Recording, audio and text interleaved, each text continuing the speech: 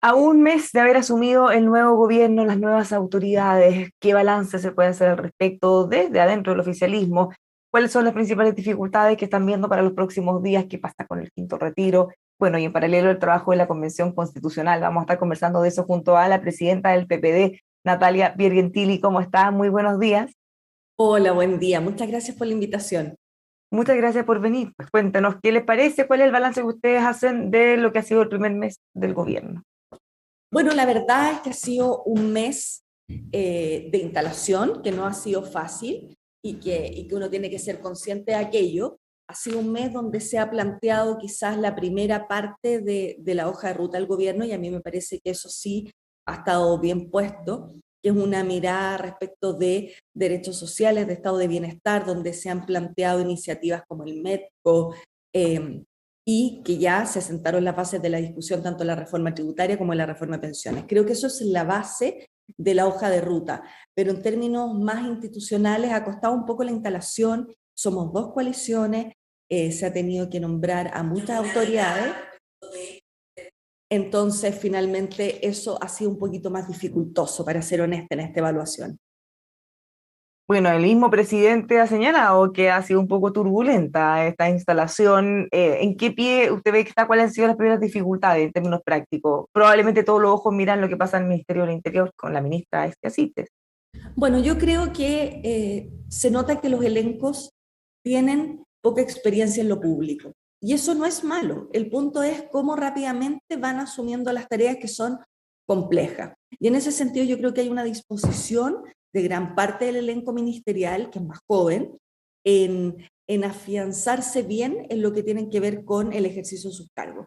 Y en ese contexto creo que, como te decía, lo más difícil de la instalación quizás ha sido conciliar los intereses de dos coaliciones en términos de nombrar autoridades regionales, autoridades nacionales, y eso siempre es una complicación de los gobiernos, solo que ahora, inéditamente, hay dos coaliciones. Por lo tanto, ha sido complejo, sí, pero yo no le pondría más dramatismo digamos, que ha sido un poquito más lento, y yo creo que se va a ir resolviendo conforme nos vayamos afiatando a estas dos coaliciones.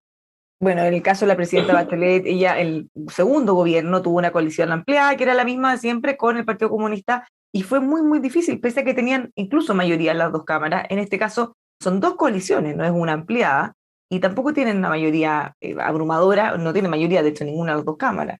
¿Qué tan difícil puede ser sacar un programa, adelante un programa que además incluye muchas reformas, no es solo administrar lo que hay? A ver, yo creo que acá uno tiene que mirar el ejercicio del gobierno en dos momentos. El primero es de acá al plebiscito de salida. Creo que el trabajo prelegislativo que se está haciendo, con mayor razón, porque no hay mayoría en el Parlamento, sobre todo en el pacto tributario y en el tema de pensiones, eso es lo que hay que hacer. Por lo tanto, yo desdramatizo que no haya habido al tiro, por decirlo de alguna manera, proyectos de ley para estas ambas cosas, porque creo que el trabajo prelegislativo es muy relevante en este contexto en particular. Y segundo, creo que después del plebiscito de salida, lo que vamos a encontrar es una reconfiguración del, no solo del sistema político, que puede, digamos, demorarse en la instalación, pero de un estado de ánimo respecto de una nueva, digamos, carta de convivencia. Y en ese sentido creo que como resulta el plebiscito de salida va a ser bien determinante para la fuerza que van a tener las reformas en el Parlamento, aun cuando haya virtualmente empate técnico o no haya mayoría en alguna de las cámaras. Creo que el estado de ánimo político puede acompañar mucho lo que son las reformas posterior al plebiscito de salida en septiembre.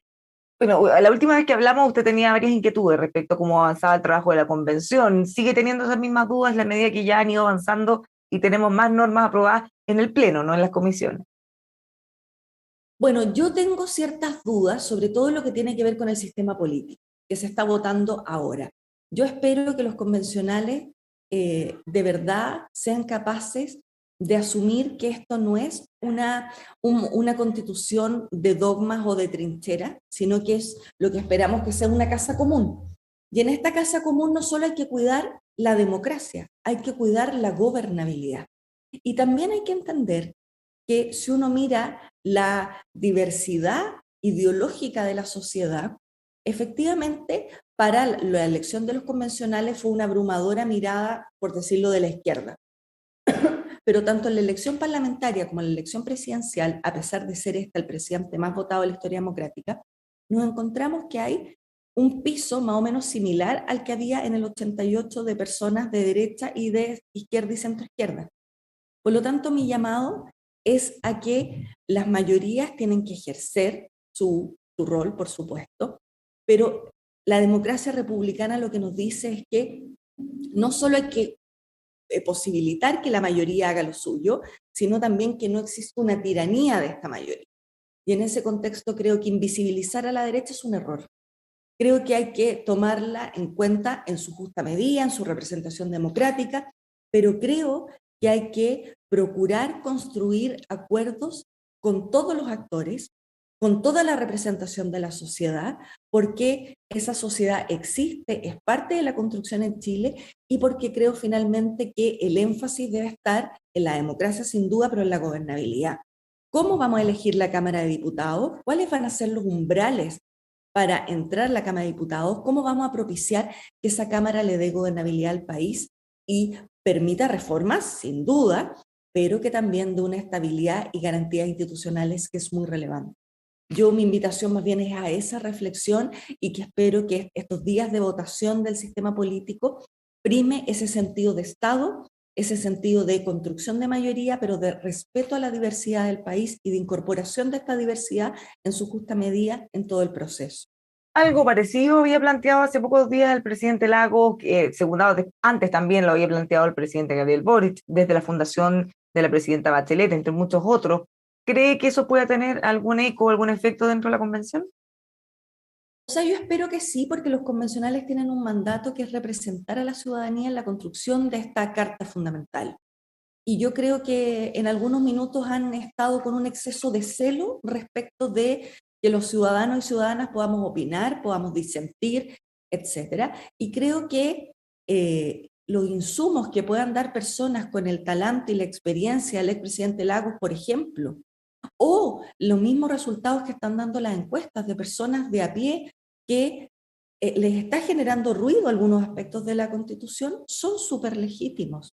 Aquí todos estamos tratando de ayudar, desde nuestras creencias, por cierto, pero nadie se ha parado a dar una opinión sobre la constituyente desde una mirada de desdén o de no querer que avance. Yo no lo he visto, por lo menos. Por lo tanto, lo que yo creo es que ojalá se acojan, al menos para el análisis, estas recomendaciones que han hecho algunos actores, y que a mí me parece interesante recoger la experiencia de otros en un proceso en que queremos que salga lo mejor posible, y que el apruebo sea absolutamente avasallador, porque eso también le da más legitimidad a lo que viene.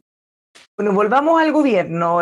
Están todos expectantes de qué va a ocurrir en los próximos días. Algunos creen que todas las miradas desde el Ministerio del Interior, o hacia más bien el Ministerio del Interior, la ministra Silte, y qué significa ese reforzamiento de equipo que mencionó la ministra Vallejo. Bueno, ¿qué va a ocurrir con el ministro Jackson y con el rol que él tiene o que está ejerciendo en cuanto a alinear a sus parlamentarios para que rechacen el quinto retiro del 10%? Probablemente va a ser una prueba muy dura y muy difícil. ¿Cómo lo ve usted? A ver, yo creo que aquí hay hartas tareas por hacer y varias cosas que tienen distinto grado de, digamos, de importancia en esto que está sucediendo. Creo que lo primero es asumir que en el programa de gobierno nunca estuvo el quinto retiro, y que cuando el presidente Boric nos hace la invitación a formar parte de su gobierno a través de dos coaliciones, ese formar parte, sin perjuicio que yo he dicho que la colaboración no es obsecuencia, sí es tener cierto respaldo y cierto respeto a las medidas que se están planteando. ¿Y por qué es tan relevante en este caso el quinto retiro? Porque cuando votamos por los retiros en el gobierno anterior, primero tuvimos un problema para llegar con ayudas, y después, cuando esas ayudas existieron, el IFE universal, teníamos un horizonte muy poco claro respecto al futuro de las pensiones. Lo que hay hoy día al frente es un programa que plantea no un sistema de ahorro forzoso como en la AFP, sino un sistema de seguridad social como existe en gran parte del mundo, con aportes tripartitos de empleadores, trabajadores y Estado, en una mirada de solidaridad y en una mirada de, por cierto, respeto a los equilibrios macroeconómicos. Por lo tanto, cuando tenemos eso al frente que finalmente es una mirada de fondo, una mirada de transformación de verdad de lo que tenemos a lo que queremos tener, no se sostiene políticamente aprobar un quinto retiro que va a producir, por una parte, dejar con menos plata el sistema que va a ser la base para el nuevo sistema, y por otra parte, porque a los pobres que no les queda más plata en la FP son los que van a sufrir los efectos inflacionarios. Por lo tanto, es un imperativo desde la izquierda y la centroizquierda ser consecuente con nuestros valores. Y claramente el sálvese quien pueda, saque su plata y da lo mismo al resto, no es parte de los valores que yo siento que nosotros encarnamos y que tenemos que hacer hoy día valer rechazando el quinto retiro. Bueno, está también la pensión garantizada universal, que era algo que no estaba antes sobre la mesa, y ya está, ya es ley. La pensión básica es un incremento de lo que es el aporte previsional solidario y la pensión básica solidaria. Por lo tanto, no es una nueva modalidad de pensión, es un incremento a este sistema de piso que entregó el gobierno de la presidenta Bachelet, pero que es más bien mitigador de dificultades.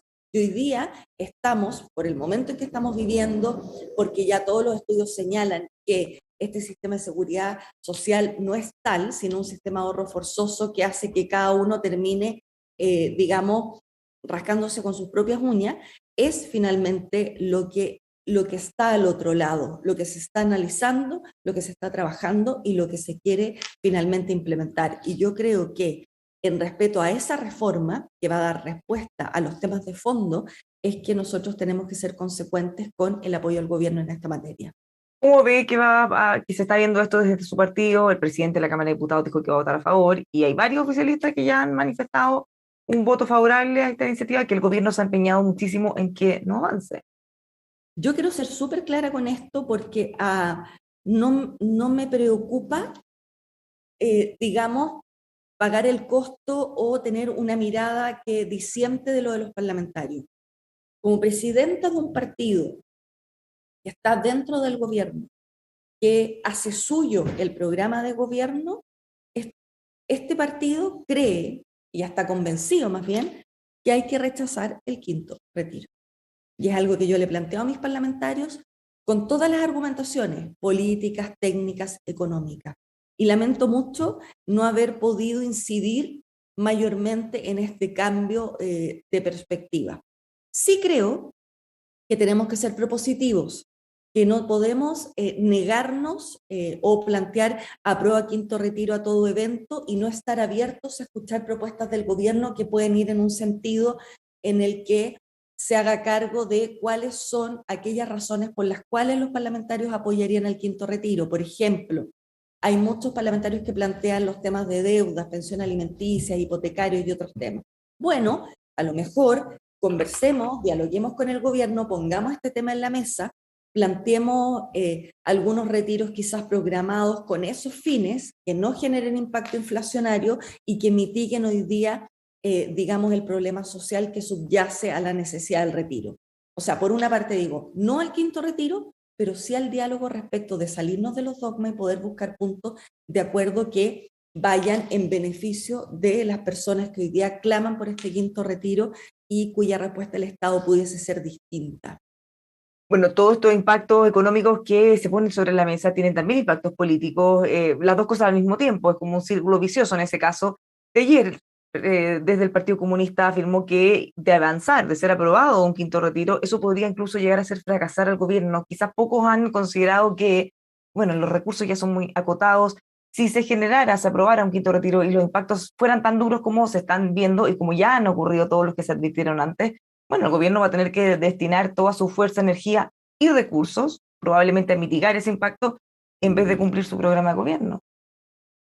¿Sabes lo que pasa? Que yo creo que uno tiene que ser, digamos, entender que el rol de la función pública y la política a veces es decir cosas impopulares y tomar definiciones que pueden sonar poco populares, pero que a la larga son para cuidar a la ciudadanía. No hay crisis en el mundo, lo estamos viendo en Ucrania, que es una crisis política bélica, económica, pandémica, etcétera, que no la paguen siempre los más pobres, siempre. Por lo tanto, ir en contra del quinto retiro es resguardar a las familias más pobres.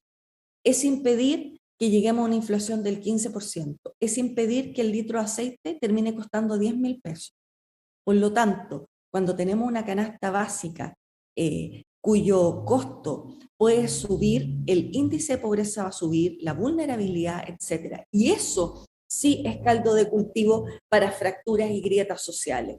Por lo tanto, yo más que pensar en que si esto es el fracaso del gobierno como de manera grandilocuente, yo solo digo que si aprobamos el quinto retiro es el fracaso de la posibilidad de dialogar entre distintos ámbitos políticos y poder llegar con soluciones a quienes más siempre pagan la cuenta, que son los Ya, más pobres. pero cuando se habla del fracaso del gobierno, o sea, no hay que pensarlo en modo político, llámese errores no forzados o que les fue mal, llámese en qué, si ellos no pueden cumplir el programa por el que fueron elegidos, en el fondo, la gente que votó por ellos, que fue un porcentaje bien importante, bueno, terminarían de alguna manera ellos mismos frustrando los deseos de lo que se aprobó. O sea, más que por el costo político del gobierno, lo que voy es que va a ser un programa que votó mucha gente esperanzada y que no se va a poder cumplir. Lo que pasa es que se pierden las confianzas también si es que hay una complejidad para no alinearse con el tema del retiro, porque vienen otras reformas que sí son el corazón del programa de gobierno, que son el pacto tributario y que es la reforma previsional. Por lo tanto, si hoy día frente a un tema que puede ser no de escala tan relevante como estas dos reformas, tenemos esta poca capacidad de ponernos de acuerdo entre diversos partidos y entre las coaliciones, lo que es difícil de anticipar es cómo nos vamos a poner de acuerdo para aquellas reformas que son el corazón del programa. Y sobre eso yo creo que no sería tan pesimista, creo que ya hay avances en materia de esas reformas, pero por cierto que esto dejaría una herida que habría que componer y por eso adelantándome a que no se genere esta fractura, la idea es poder llegar a acuerdos en función de lo que yo les señalaba. Finalmente, a propósito de las heridas que hay que componer, ¿qué esperan o qué expectativas hay en la coalición del reforzamiento de equipos que mencionó la ministra Vallejo que hay que hacer en el equipo de la ministra que existe, que no la hemos visto mucho los últimos días, ha bajado bastante la intensidad en su agenda mediática? A ver, yo quiero ser súper respetuosa. Yo nunca he sido ministra de Estado, pero me imagino que cuando uno tiene un cargo de esa envergadura, lo menos que requiere es que otras autoridades lo pauteen respecto de cómo hacer la pega. Yo creo que la ministra es lo suficientemente inteligente para entender que si tiene brechas o tiene flancos en su equipo, los tiene que mitigar y reforzar. A mí no me cabe duda que eso es parte de lo que va a hacer. Porque además a un mes de la instalación todavía en muchos ministerios y en muchas reparticiones públicas se están afinando los equipos, por lo tanto, robustecer el equipo del Ministerio del Interior para mí era lo que había que hacer, era algo natural que iba a suceder, que no le quito dramatismo a esto de que la ministra tendrá que robustecer su equipo, como dando a entender que finalmente eso ha generado complejidades. Yo creo que han habido complejidades, sí, nadie lo puede desconocer, pero creo también que eso no pasa solo por engrosar los equipos. Eso puede ser una parte, pero yo creo que los aprendizajes que ha tenido la ministra Siches este mes van a hacer que lo más probable es que su performance sea distinta en los próximos meses y eso está bien. Algunos, de hecho, cuestionaban a su juicio, quizá excesiva presencia mediática, siendo que en general la vocera es la que tiene la mayor cantidad de exposición en base a que es la voz oficial del gobierno. Bajando quizá un poco esa intensidad pueden ir minimizando los riesgos. Yo creo que la ministra Siches tiene tantas pegas que tiene que ver con presentar el plan migración, ver cómo finalmente se aborda lo de la Araucanía, cómo se coordina los delegados, cómo se genera una política robusta de seguridad. Por lo tanto, si sale menos o sale más a dar vocería, creo que es lo menos relevante, que ella está concentrada en lo que hay que hacer y creo que sobre esas tareas, que son las del Ministerio del Interior, habrá que hacer el análisis de su desempeño en el corto plazo. Tareas que, hay que decirlo, no son nada de fáciles, al contrario. Nada de fáciles, exactamente. Muchísimas gracias por conversar con nosotros, que le vaya muy bien. Buena semana. Muchas gracias a ti por la invitación. Que estés bien. Igualmente. Nos dejamos a todos invitados a seguir con nosotros aquí en emol.com.